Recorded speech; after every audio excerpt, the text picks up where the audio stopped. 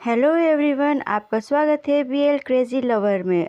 ये इस स्टोरी का पार्ट 11 है। अगर आपको ये स्टोरी पसंद आ रही हो तो please friends like and subscribe करना ना भूलें। धन्यवाद।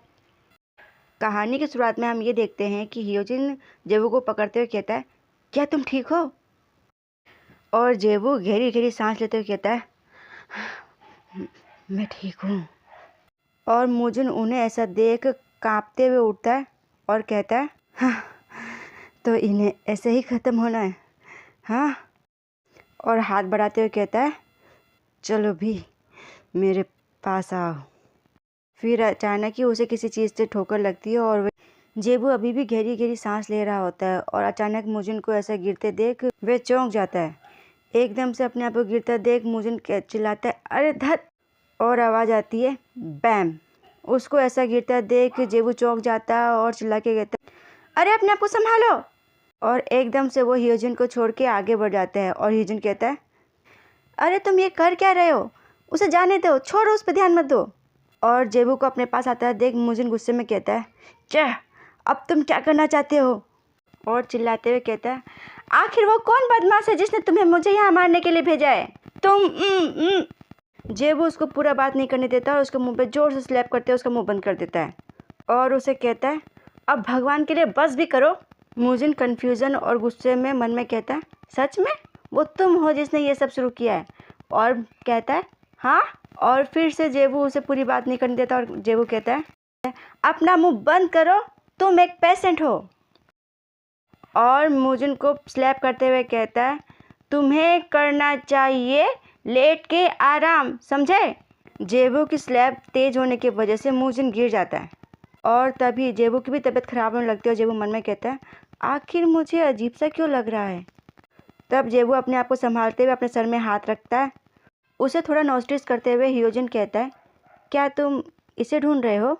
हियोजिन के हाथ में एक दवाई होती है। जेबू उससे वो चीज़ लेते हुए कहता है, अरे हाँ हाँ, यही तो, इसे तो मैं ढूंढ रहा था। और हियोजिन को मुस्कुराते हुए थैंक्स कहता है। जेबू तब बोतल के ढक्कन को खोलने की कोशिश करता है पर उसके हाथ कांपने की वजह से वो कर नहीं पाता और हियोजिन उसको इस बात से नोटिस करता है और उससे वो बोतल छीन के कहता है, मुझे दो, मैं तुम्हारी मदद करता हूँ। इस सडन अटैक से जेबू चौंक जाता है। हियोजिन दवाई निकाल के जेबू को कहता है, अब इसका तुम क्या करना चाहते हो?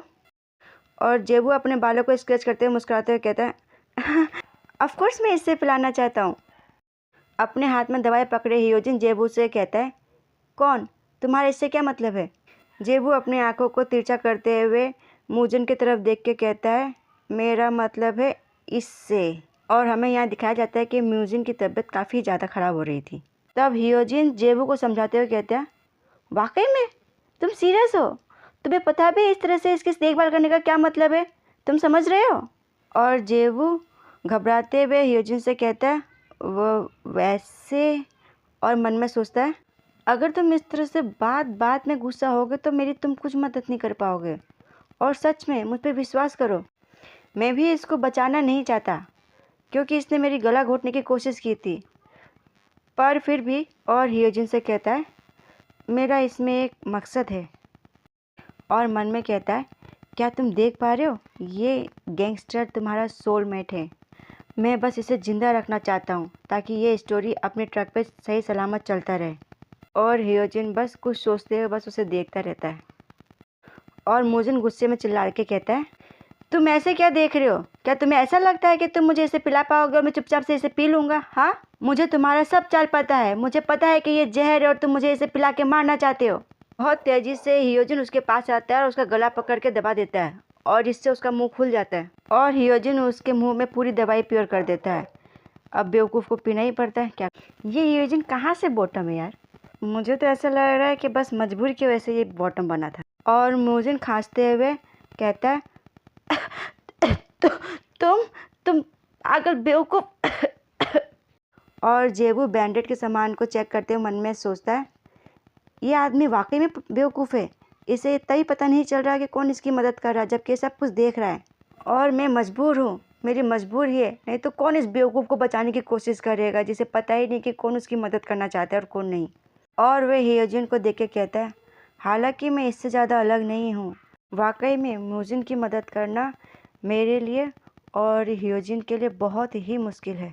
फिर हियोजिन मन में सोचता है, मुझे नहीं पता कि आखिर जीवू ऐसा क्यों कर रहा है, पर मैं चुपचाप से एक जगह बैठ के ये सब नहीं देख सकता।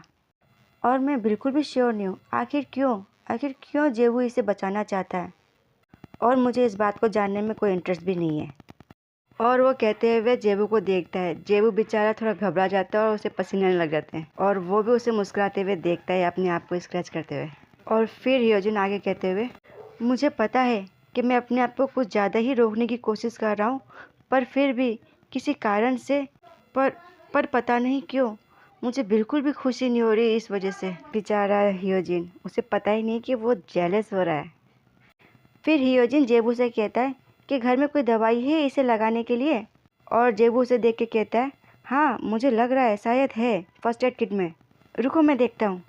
और जेबू फर्स्ट एड किट में चेक करने की कोशिश करता है, पर उससे वो हो नहीं पाता क्योंकि उसके हाथ कांप रहे होते हैं, जिसे हियोजिन नोटिस कर लेता है। और हियोजिन उससे वे छीन के कहता है, मैं करता हूँ। और इस बार फिर जेबू चौंक जाता है और जेबू कहता है, ओह ठीक है। और फिर हियोजिन मुजिन को बैंडेड कर देता है और उसके कमर में जोर से स्लैप करता है और कहता है, लो हो गया। और मुजिन के मुंह से दर्द से आवाज़ आती है, आह। और मुजिन फिर से गुस्से में कांपते हुए कहता है, आखिर ये क्या था, और तुम करना क्या चाहते हो। और हियोजिन जलन और एटीट्यूड में कहता है, लो हो गया। और जेबू उसको देख के कहता है, अरे वाह तुमने तो एकदम प्रोफेशनल जैसा किया है। और कहता है, आखिर तुम ये सब इतनी अच्छी तरह से कैसे कर लेते हो।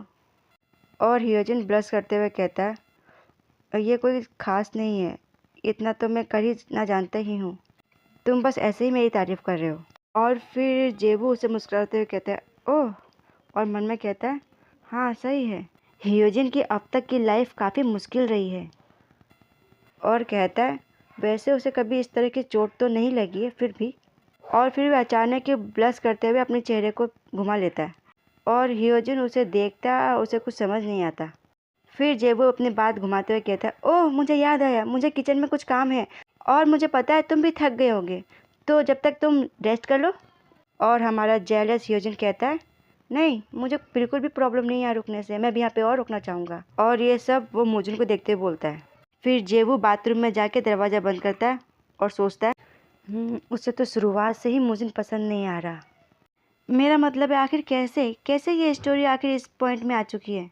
मैं अभी भी वरीड हूँ। आज तो चलो वो बीमार है, इस वजह से वो ज़्यादा कुछ नहीं कर पाया, लेकिन ओरिजिनल नॉवल में वे बहुत ही ख़तरनाक था हियोजिन के लिए। अब इस बात से मुझे परेशानी हो रही है। और फिर वे अपने गले को चेक करते हुए कहता है, वाकई में ये कितना पागल इंसान है, और आखिर कैसे कोई ऐसे इंसान को मार सकता है जो कि उसे बचा रहा हो। दिमाग खराब इंसान। और साथ ही में मुझे अभी भी चिंता है, अगर मैं इस दुनिया में मर जाऊं तो क्या वाकई में मैं अपने दुनिया में वापस जा पाऊंगा।